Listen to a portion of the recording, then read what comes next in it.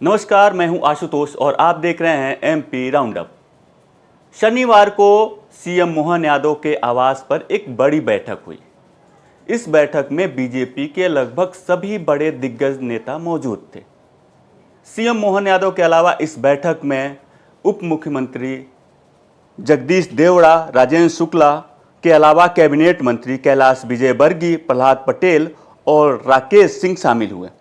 बैठक में संगठन के हितानंद शर्मा और शिव प्रकाश भी मौजूद थे। हालांकि कहा गया कि यह एक तरह से सामान्य बैठक थी जिसमें योजनाओं पर बात हुई, लेकिन इस बैठक को लेकर के तरह तरह के सियासी अटकलें भी लगनी शुरू हो गई है। ये अटकलें इसलिए लग रही हैं कि एक दिन पहले ही यानी शुक्रवार को सीएम मोहन यादव ने बंद कमरे में विधानसभा अध्यक्ष नरेंद्र सिंह तोमर से काफी देर तक बातचीत की।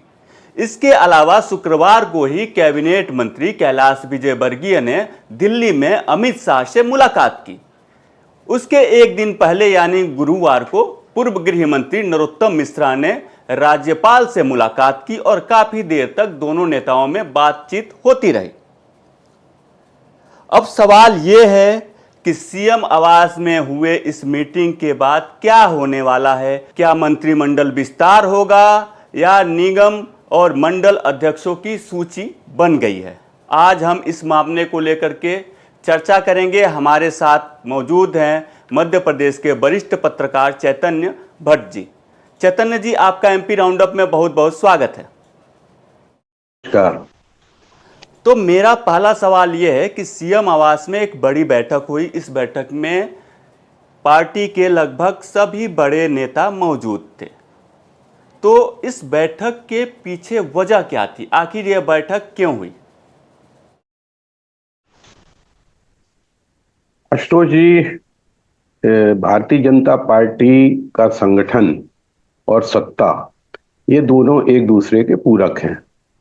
सत्ता तभी मिलती है जब संगठन बहुत मजबूत होता है। भारतीय जनता पार्टी का जो संगठन है वो वास्तव में बहुत मजबूत है और यही कारण है कि लंबे समय से मध्य प्रदेश में भारतीय जनता पार्टी की सरकार काबिज है। बीच में जरूर 15 महीने की सरकार कांग्रेस की आई थी, लेकिन वो आपसी द्वंद्व और आपसी गुटबाजी के चलते ढह गई।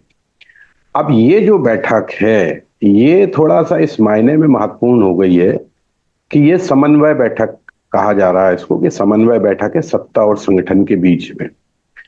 समन्वय कब होता है? जब कहीं ना कहीं कोई ऐसी बात हो रही होगी जिसको लेकर असंतोष मन में आ रहा होगा।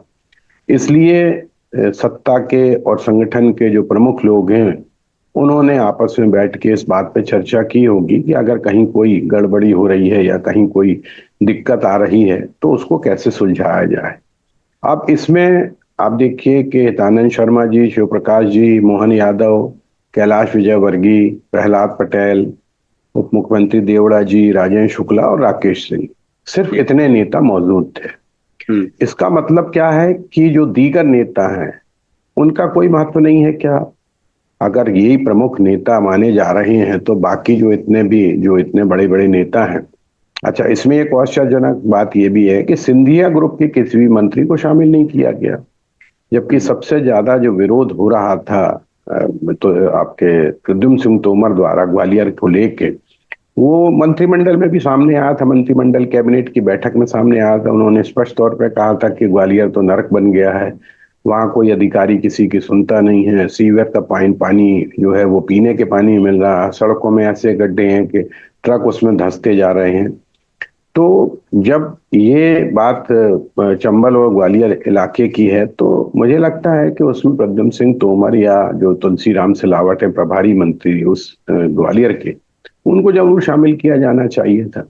लेकिन चूंकि उन्होंने विरोध दर्ज किया था तो हो सकता है कि इस संबंध में भी कोई वहां बात हुई होगी कि इन लोगों को कैसे कंट्रोल में किया जाए। क्योंकि अभी सिंधिया और नरेंद्र सिंह तोमर के बीच में भी श्रेय को लेकर बीच में बड़ा विवाद की स्थिति बनती रहती है, अखबारों में आता रहता है। उनके जो सांसद हैं या विधायक हैं वो अपना श्रेय लेना चाहते हैं, कोई भी काम होता है। इसलिए शायद कल मुख्यमंत्री जो हैं वो नरेंद्र सिंह तोमर जी के यहाँ गए थे व्यक्तिगत रूप से मिलने के लिए, और वहां पर भी चंबल और ग्वालियर के बारे में चर्चा हुई होगी कि कैसे इस मामले को निपटाया जाए, क्योंकि इस मामले को लेके बड़ी छीछा-लेदर हुई है सरकार की कि एक कैबिनेट रैंक का मिनिस्टर बड़ी कैबिनेट में इस तरह की बात कर रहा है, और मुख्यमंत्री जी उनसे बोल भी रहे थे कि हम अलग से बात कर लेंगे, लेकिन वो रुके नहीं। दूसरा मंत्री और समर्थन भी करता है। जी, और जब प्रभारी मंत्री से ये कहा गया कि तोमर जी क्या कह रहे हैं, तो उन्होंने बिल्कुल स्पष्ट तौर पे हामी भरी कि हाँ, वो जो कह रहे हैं सही कह रहे हैं।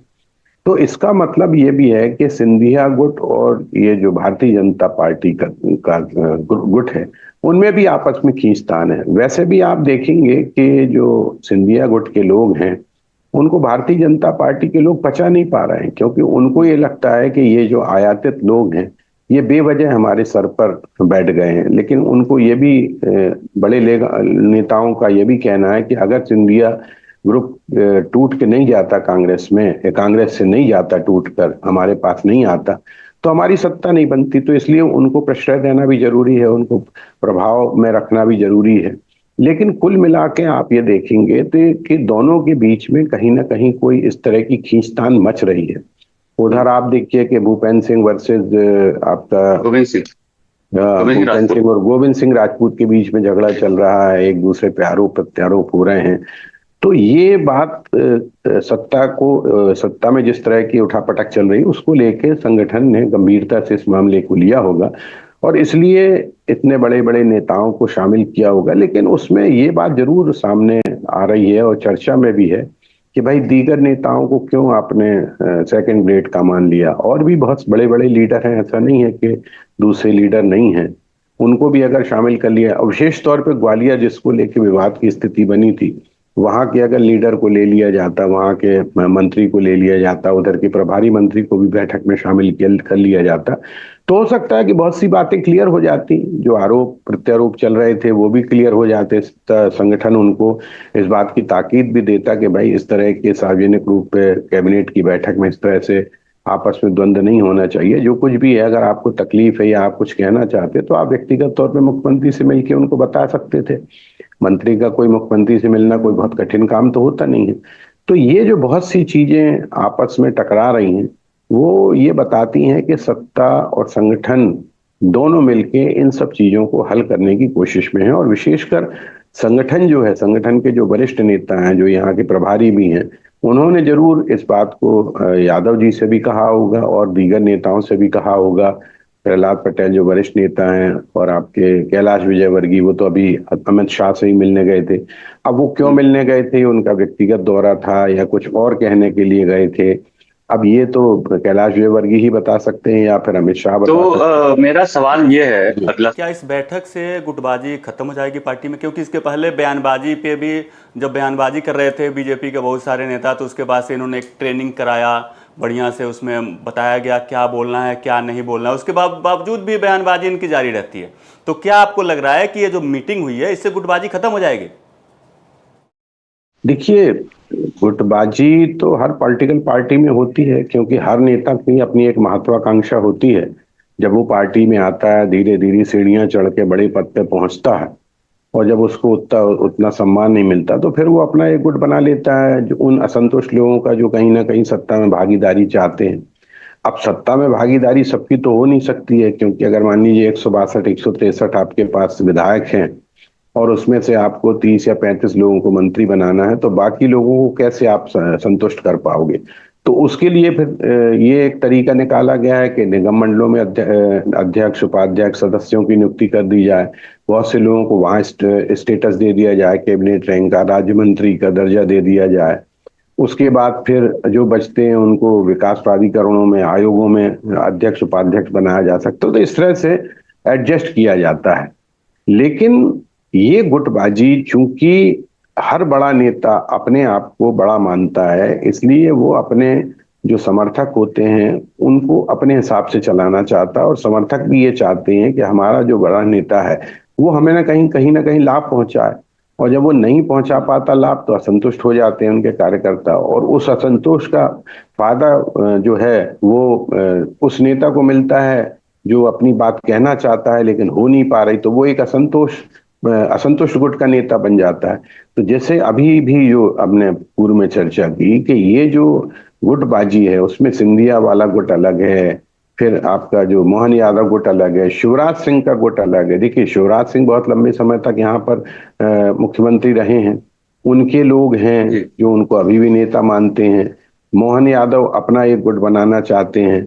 तो ये जो खींचतान है ये तो है, चलती रहती है। लेकिन इसके साथ साथ एक बात हमको और देखना पड़ेगी कि भारतीय जनता पार्टी में अनुशासन को बहुत महत्व दिया जाता है और अनुशासन का डंडा भी वहां बहुत तेजी से चलता है। इसलिए आपने देखा होगा कि कांग्रेस के जो वरिष्ठ नेता हैं जो सार्वजनिक रूप से पार्टी के खिलाफ बयान दे देते हैं या एक दूसरे के खिलाफ बयान देते हैं, उसमें भारतीय जनता पार्टी पीछे होती है, क्योंकि वहां पर ये कहा जाता है कि अनुशासन बना के रखना है। फिर भी काहे बगाहे ये चीज जो है वो सामने आई जाती है।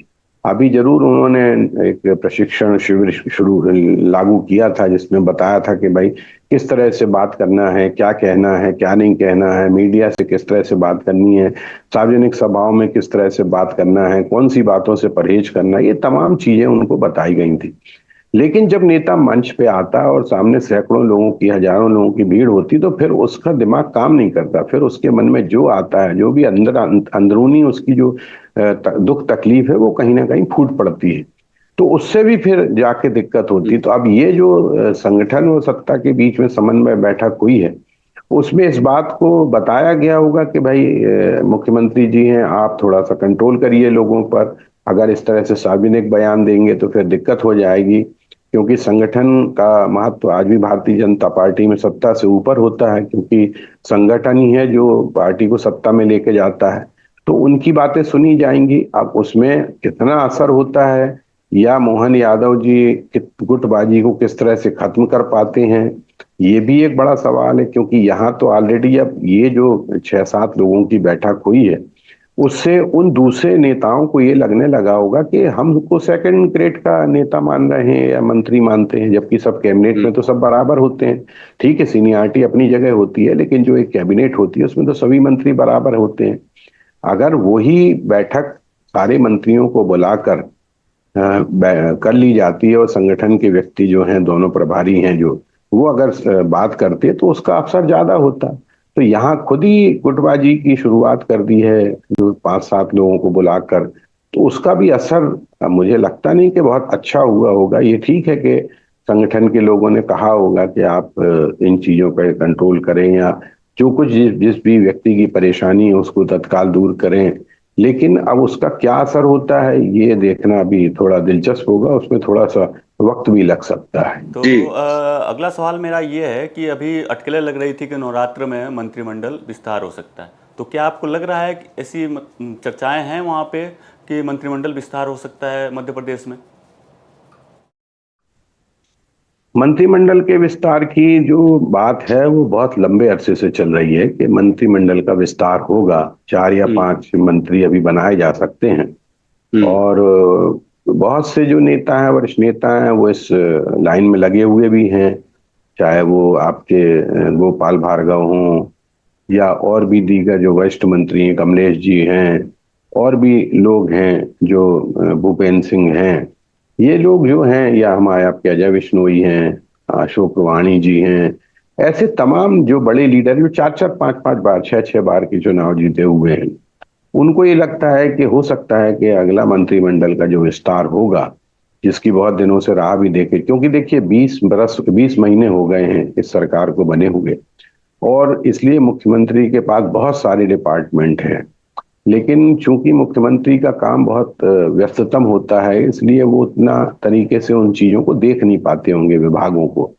तो बेहतर ये होगा कि अगर 4 मंत्री हैं और अगर उनको 4-4, 2-2, 3-3 डिपार्टमेंट दे दिए जाते हैं तो उनका बोझ काफी कम हो सकता है मुख्यमंत्री जी का। अब उसमें भी फिर वही प्रॉब्लम आ रहा है कि किस गुट को शामिल किया जाए, किस गुट को बाहर रखा जाए।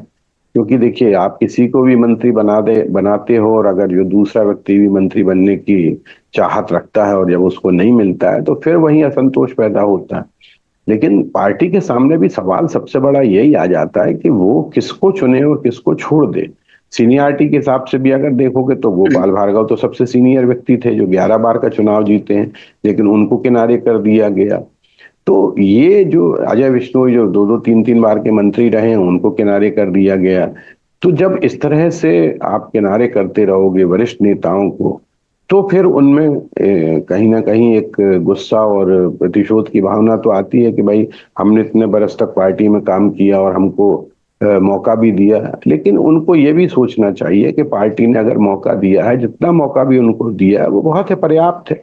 अब दूसरे लोगों को भी मौका मिलना चाहिए। जैसे अभी प्रहलाद पटेल जी हैं जो लंबे समय से सांसद रहे हैं, केंद्रीय मंत्री रहे, अगर वो चुनाव जीत के आए तो उनको तो मंत्री बनाना जरूरी था। कैलाश विजयवर्गीय को मंत्री बनाना जरूरी था। राकेश सिंह 4 बार के सांसद हैं, प्रदेश अध्यक्ष रह चुके हैं, उनको मंत्री बनाना जरूरी था। तो ऐसे जो सीनियरिटी के हिसाब से जो लोग थे उनको मंत्रिमंडल में शामिल किया गया है। फिर उसके साथ साथ जो सिंधिया गुट के लोग थे उनको भी शामिल किया गया है। अब बचता है 4 या 5 मंत्रियों की जगह बचती, तो उसमें वो लोग शामिल हो सकते हैं जिनको अभी शामिल नहीं किया गया, लेकिन जो काफी सीनियर हैं। या फिर ये भी हो सकता है कि नए चेहरों को मौका दे दिया जाए, जो पहली बार जीत के आए हैं उनको भी मौका दिया जा सकता है। उनके परफॉर्मेंस को देखते हुए, 20 महीने के परफॉर्मेंस को देखते हुए उनको भी मौका दिया जा सकता है। अब ये मंत्रिमंडल में 5 मंत्री कौन रखे जाएंगे, इसका निर्णय कोई डॉक्टर मोहन यादव के हाथ में तो है नहीं। ये तो संगठन और जो हाई कमान है, जिसमें शाह साहब और मोदी साहब हैं, वही इस बात का निर्णय करेंगे। हो सकता है कि आप लिस्ट 10-12 लोगों की ले जाओ, लेकिन जिस पे सही का निशान लगेगा वही मंत्री बन पाएगा। तो ये भी बीजेपी वाले जो सीएम आवास पे जो मीटिंग हुई उसको लेकर के बीजेपी वाले कह रहे हैं कि ये सामान्य बैठक थी। तो क्या आपको लगता है कि जिस तरह से मध्य प्रदेश में अफसरशाही हावी है और जिस तरह से आए दिन बीजेपी नेताओं के साथ अफसरों की बहस होती रहती है, तो क्या इस बैठक में उसको लेकर के चर्चा हुई होगी? क्योंकि बीजेपी के बहुत सारे नेता अफसरशाही से नाराज हैं और गाहे बगाहे वो कुछ ना कुछ इसके बारे में बोल ही देते हैं। देखिए, सोनी एंटरटेनमेंट टेलीविजन में एक बड़ा मशहूर सीरियल आता है सीआईडी। उसमें जो प्रद्युम्न सिंह हैं एसीपी, उनका एक बड़ा मशहूर डायलॉग है, दया कुछ ना कुछ तो गड़बड़ है। तो आप ये मान के चलिए कि यहाँ भी कुछ ना कुछ तो गड़बड़ है, क्योंकि ये सामान्य बैठक नहीं है। अगर सत्ताधीशों के साथ साथ जो संगठन के 2 प्रमुख व्यक्ति हैं वो बैठे हैं और चर्चा कर रहे हैं, तो गंभीरता तो है इस बात में। दूसरी बात, जहां तक आपने अफसरशाही की बात की, तो मुझे लगता है कि ये अफसरशाही मध्य प्रदेश में आज से नहीं है, ये शुरू से है। ये बात सही है कि अर्जुन सिंह के जमाने में अफसरशाही की वो स्थिति नहीं थी जो आज है। आज या शिवराज सिंह चौहान के कार्यकाल में आप देखेंगे अफसर बहुत ज्यादा हावी रहते हैं, और ये मान के चलिए कि पर्दे के पीछे से वही सरकार चलाते हैं। तो वही स्थिति आज भी मोहन यादव सरकार के साथ है। आप देखिए कि अभी भिंड में जो एक कांड हुआ था, जिसमें कलेक्टर और वहां के जो विधायक हैं उनके बीच में जिस तरह का विवाद हुआ, जिसमें वो कलेक्टर गेट पे खड़े होकर कह रहा है कि अपनी औकात में रहे, उसके बाद भी हुआ क्या कि नरेंद्र सिंह कुशवाहा को बुला के पार्टी ने फटकार लगाया, डांट फटकार की, और संजीव श्रीवास्तव का कुछ नहीं बिगड़ा। जबकि उसके पहले भी उनका एक वीडियो आया था कि एक परीक्षा में जो छात्र परीक्षा दे रहा था उसको उन्होंने थप्पड़ ही थप्पड़ मारे थे। तो इससे क्या अंदाज लगता है कि अफसरशाही कितनी हावी है कि आप एक जनप्रतिनिधि के साथ इस तरह का बर्ताव कर रहे हो और उस पर कोई कार्यवाही नहीं हो रही। डिंडोरी में आप देखिए कि जो नेहा मारविया हैं, जो बहुत लंबे अरसे बाद कलेक्टर बनी है डिंडोरी की, उनको लेके विवाद था। ओम प्रकाश धुर्वे ने तो जन सुनवाई में स्पष्ट तौर पे कह दिया था कि ये लोगों से बातें ही नहीं करना चाहती और ऐसे कलेक्टर को रहने का हक नहीं है, लेकिन उनका भी कुछ नहीं हुआ। अभी कल हमारे जबलपुर में जो एक पूर्व महापौर हैं प्रभात साहू, उनके साथ एक पुलिसकर्मी ने दुर्व्यवहार कर दिया और जब झूमा झटकी की नौबत आ गई, गाली गलौज की नौबत आ गई, एक दूसरे के खिलाफ रिपोर्ट हो गई, उनके खिलाफ भी रिपोर्ट हो गई, एफआईआर दर्ज हो गई पूर्व महापौर। तो ये अफसरों का जो एक काकस है, देखिए होता क्या है कि मंत्री हो या मुख्यमंत्री हो, ये जो अफसरशाही होती है, आईएएस जो होता है वो बहुत पावरफुल होता है, और फिर उनका अपना एक संघ भी है, जिन्होंने जाके मुख्यमंत्री को ये भी कहा था कि भाई इस तरह की घटनाएं होंगी तो हम लोग काम नहीं कर पाएंगे। तो ऐसे बहुत से मामले हैं जिसमें अफसर जनप्रतिनिधियों पर ज्यादा हावी होता हुआ दिखाई देता है। अब आप देखो कि जब कोई कार्यवाही किसी अफसर पर नहीं होती है ठीक है, एक आध बार कोई अफसर पे कार्यवाही मोहन यादव कर देते हैं और ट्वीट भी कर देते हैं कि ये नहीं सहा जाएगा आम जनता के साथ अगर उन्होंने कोई गड़बड़ी कर दी। लेकिन जब आपके प्रतिनिधि, जनप्रतिनिधि 4-5 लाख वोटों का जो जो जनता का जनप्रतिनिधि होता है, उसके साथ अगर इस तरह की बदतमीजी होती है या विवाद होता है और उसके बाद उस कलेक्टर का कुछ नहीं होता, तो आप इससे अंदाज लगा लीजिए कि अफसरशाही कितनी पावरफुल है मध्य प्रदेश में। तो जी हो सकता है कि इस बारे में भी विधायक भी कई बार कह चुके, इवन मंत्री कह चुके हैं कि हमारी बात हमारे सचिव नहीं सुनते हैं, आप बदल दीजिए, फिर वो बदले नहीं जाते हैं, दूसरा आता वो भी उसी स्तर का काम करता है।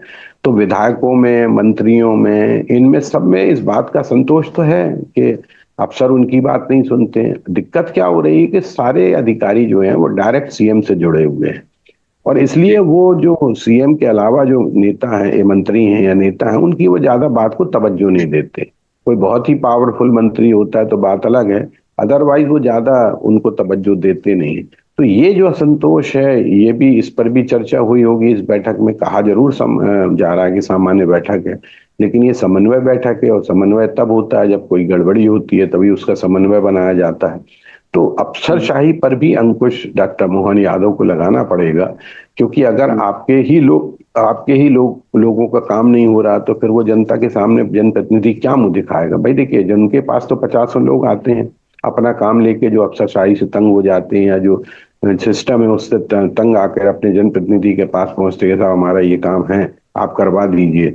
तो जब वो काम जनप्रतिनिधि लेके पहुंच, अब जो जो नरेंद्र सिंह कुशवाहा वाला मसला था, वो तो खाद का मसला था।